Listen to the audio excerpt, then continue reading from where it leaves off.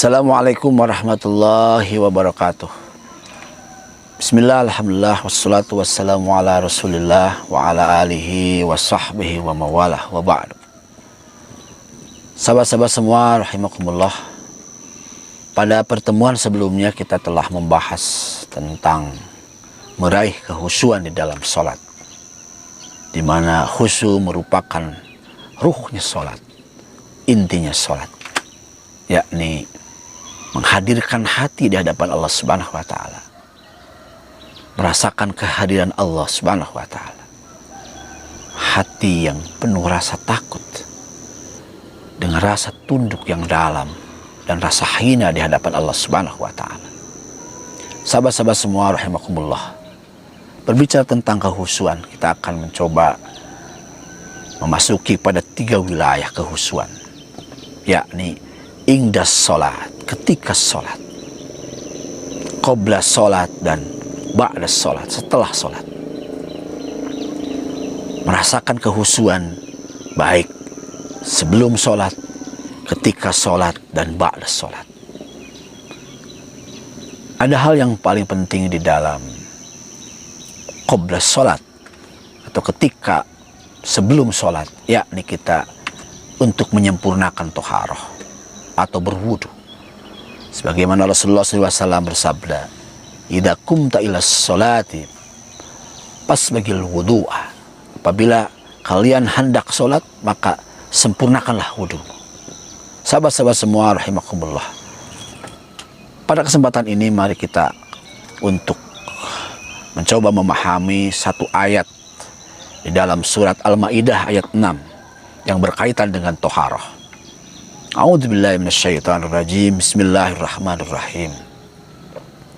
Ya ayyuhallazina amanu idza qumtum ilas sholati faghsilu wujuhakum wa aydiyakum ilal marafiqi wamsahu biru'usikum wa arjulakum ilal ka'bain.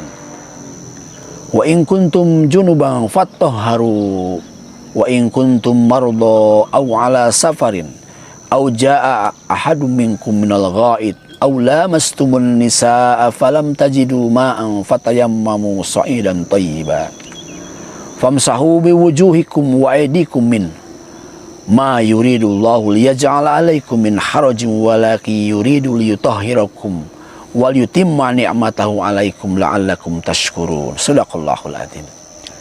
Sahabat-sahabat semua rahimakumullah, dari ayat ini kita mampu menangkap 3 hal. Yang pertama adalah tentang kaifiat wudu, kemudian mandi wajib dan tayamum. Yang kedua adalah bagaimana kita mampu melihat apa maksud dan tujuan atau rahasia dari toharah itu. Dan yang ketiga adalah bagaimana Allah Subhanahu wa Ta'ala memberikan sebuah rukhsah, keringanan ketika kita akan toharoh, ketika kita akan wudu, ketika kita akan mandi. Akan tetapi karena kondisi kita sakit atau tidak menemukan air, maka Allah mensyariatkan dengan tayamum. Sahabat-sahabat semua rahimakumullah, Allah menyatakan, Ya ayyuhallazina amanu idza qumtum ilas sholati faghsilu wujuhakum wa aydakum ilal marafiq.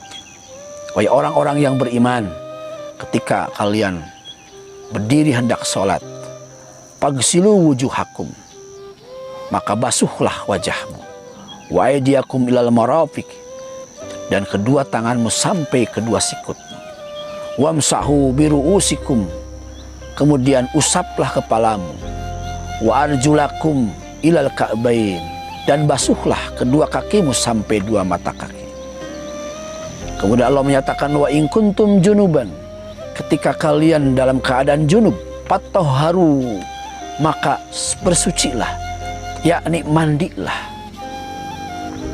Kemudian Allah menyatakan, wa in kuntum marda, dan ketika kalian dalam keadaan sakit, aw ala safarin, atau di dalam perjalanan, aw lamastumun nisa, atau bersentuhan atau bersenggama dengan istri-istrimu, kemudian falam tajidu ma'an, kemudian kalian tidak menemukan air, fatayammamu sa'idan thayyibah, maka bertayamumlah dengan debu yang bersih.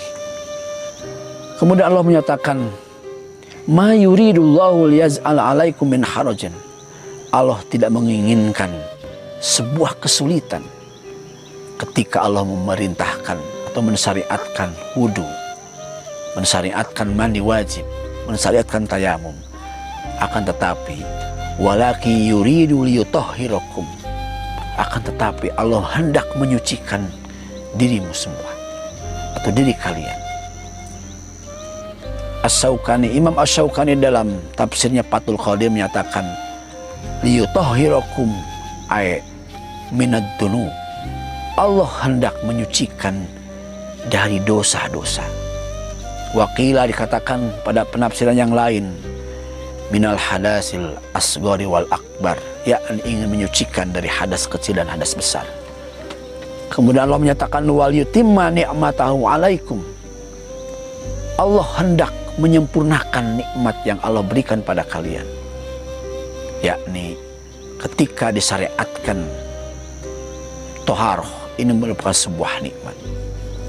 Di dalam penafsiran yang lain, Muhammad ibnu Ka'ab al-Qurzi menyatakan itmamun ni'mati takfirul khotoya bil wudu, kenikmatan yang sempurna ketika wudu mampu membersihkan, menyucikan dari dosa-dosa.